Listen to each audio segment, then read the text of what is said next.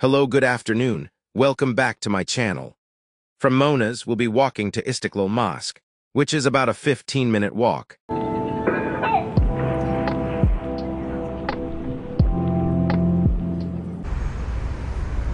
So ito yung entrance mga kagala ng Istiklal Mosque. Mga kagala, kung pupunta kayo dito, papasok kayo sa gate number 5 kapag tourist. Kasi yung pinuntahan natin kanina, hindi daw yon. So ito yung itsura niya sa labas. So tara, pumasok na tayo dito sa Istiklal Mosque.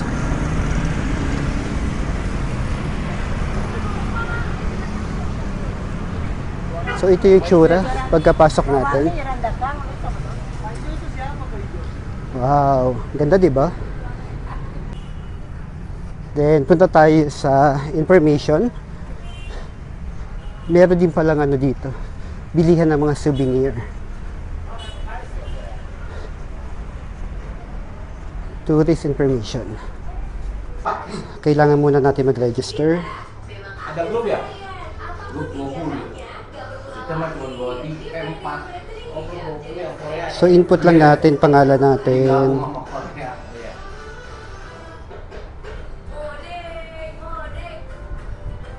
And then kung ilan tayo, isa, handphone,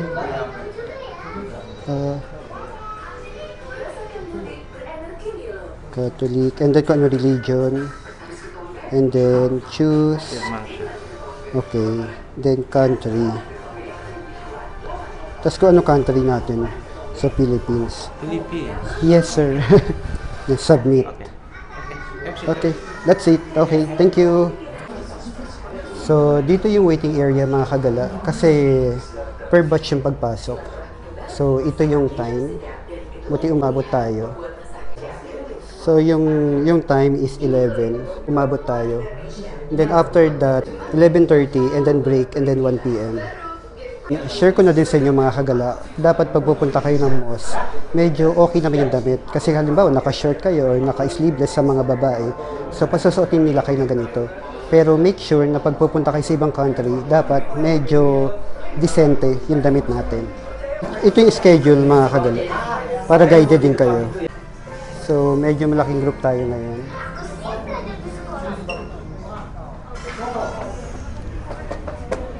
Binigyan tayo ng bag, dito ilalagay yung sapatos. Sila yung mga kasama natin.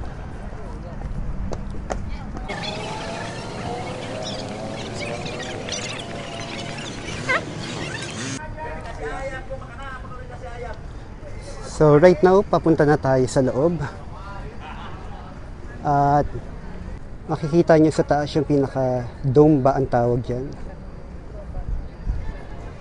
Yeah, mapapansin nyo, kaya binigyan tayo ng eco bag na color red. Diyan natin ilalagay yung ating sapatos.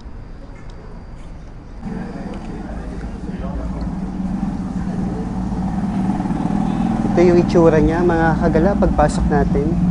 Merong magandang ceiling at ito yung papunta sa second floor.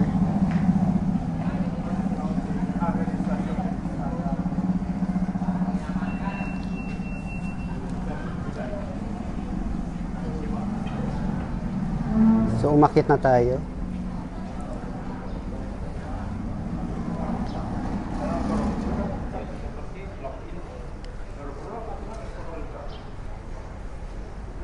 Itong hallway nila ang ganda.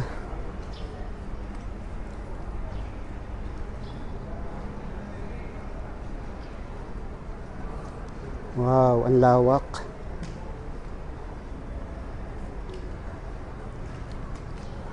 So ang lawak niya.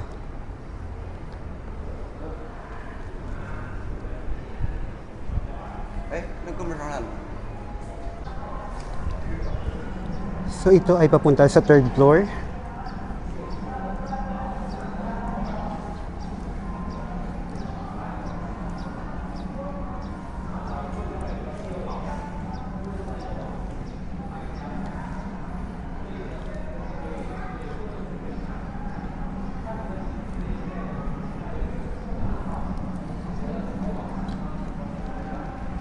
Tignan nyo mga kagala, yung pagkakagawa ng bintana. Ganda, no? Magkabilaan yan. Tapos panay marble.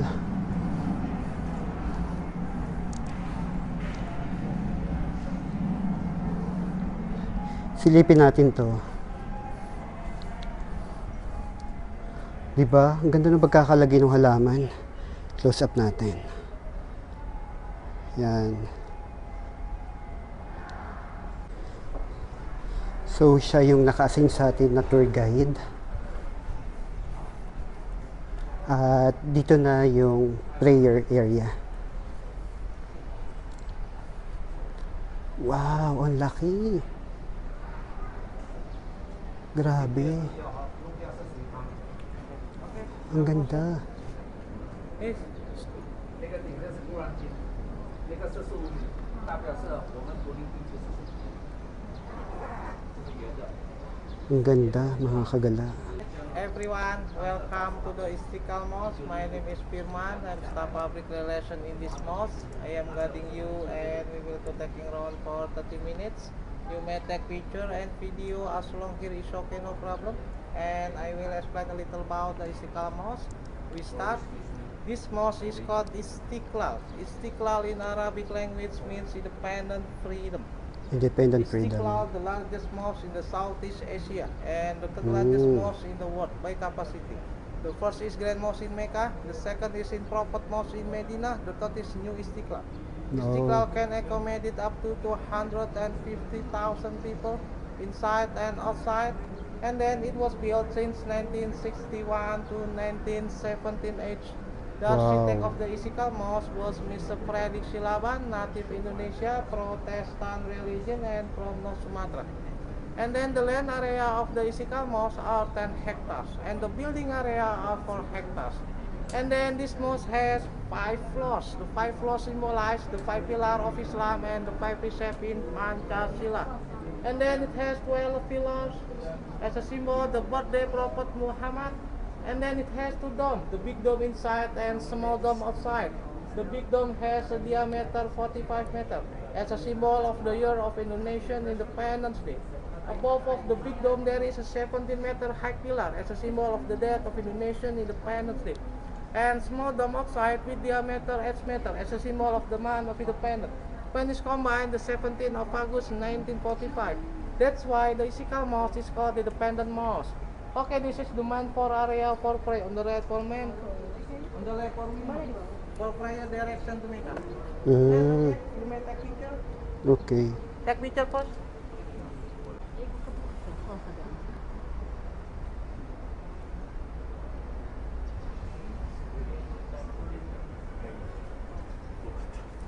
Hello mga kagala, welcome sa Istiqlal Mosque. Ang ganda dito mga kagala, grabe. Sana makapunta rin kayo dito. Dito yung area ng mga babae. Yung kabilang area naman sa mga lalaki.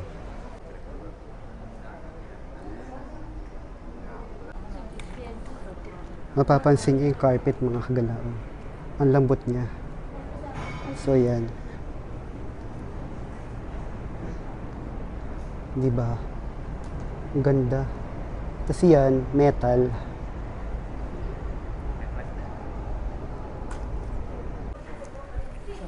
So, mga kagala, pinababa tayo dito sa ground floor.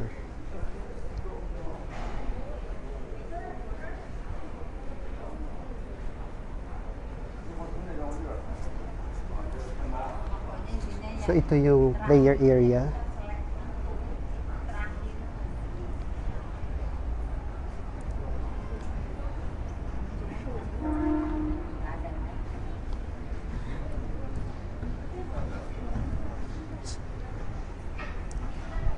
So, ikot tayo dito. Ang tour dito ay 15 minutes at libre. Yun yung maganda.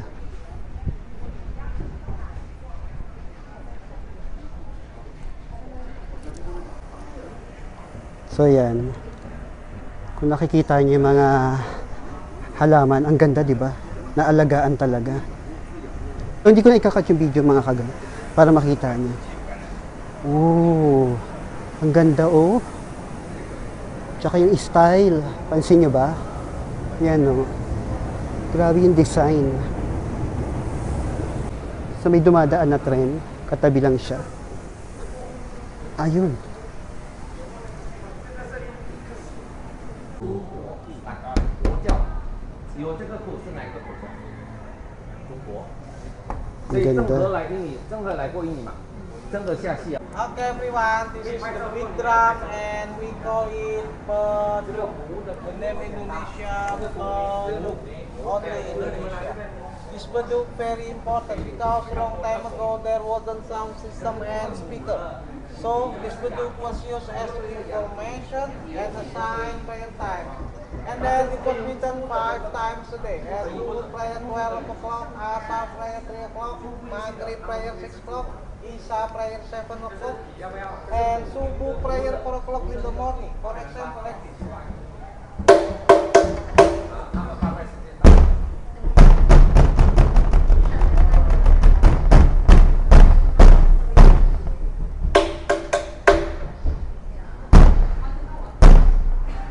After this azan, Allahu Akbar, Allahu Akbar, Allahu Akbar, Allahu Akbar.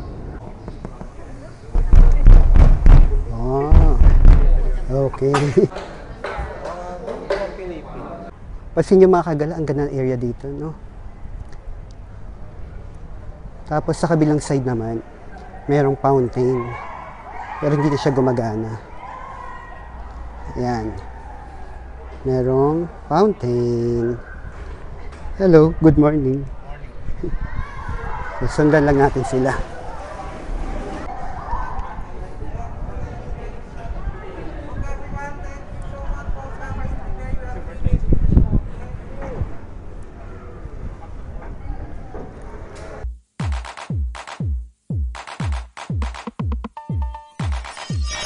So finally mga kagala, tapos na tayo sa Istiqlal Mosque.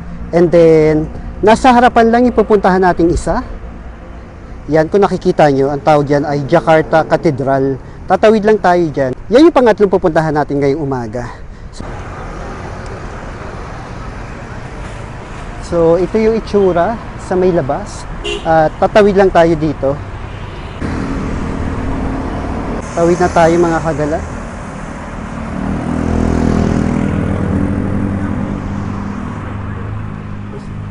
Ayun, nakatawid na tayo. At nandito na tayo ngayon sa pinakaharapan nitong Jakarta Cathedral. Akala ko kasi isasara na yung gate, kaya napatakbo ako. So dito yung entrance niya.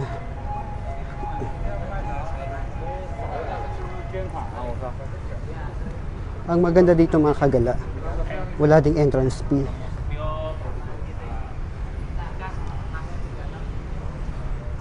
So, pasok tayo. Tumunog siya, wala naman nagbabantay. So, tara na, dire-diretso na lang tayo. Nakakatuwa lang, magkaharap yung Catholic Church at saka yung mosque. So, nagpapakita ito ng healthy relationship na kahit ano pang religion mo, respect each other. So, merong ganito.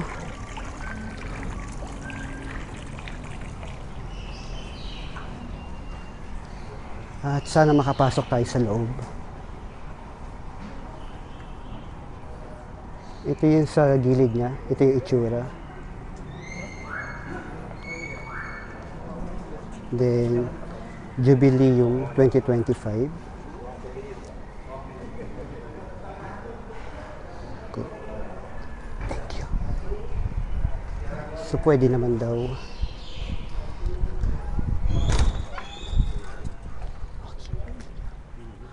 Video is okay. Thank you. So, pagkapasok ng mga kagala, okay naman daw yung video. Ito yung itsura ng ceiling.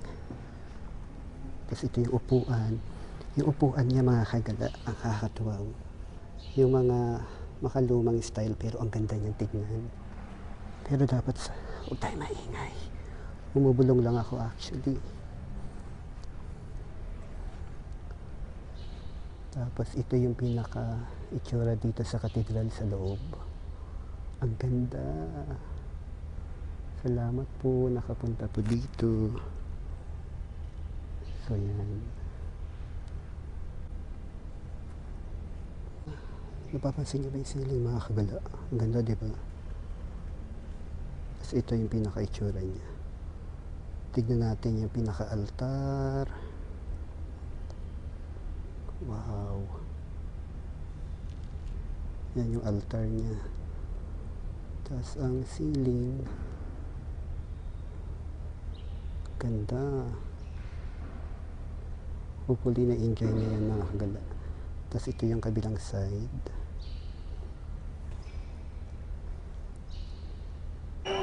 So dito naman tayo mag-exit. Meron namang nakalagay, yan, exit. So hindi rin kayo maliligaw kung dito kayo galing. So ito yung itsura niya. Next agenda, magla-lunch at pupunta ng hotel para mag-check-in. Hello po. Ang mahal na Pope. Then meron ditong toilet.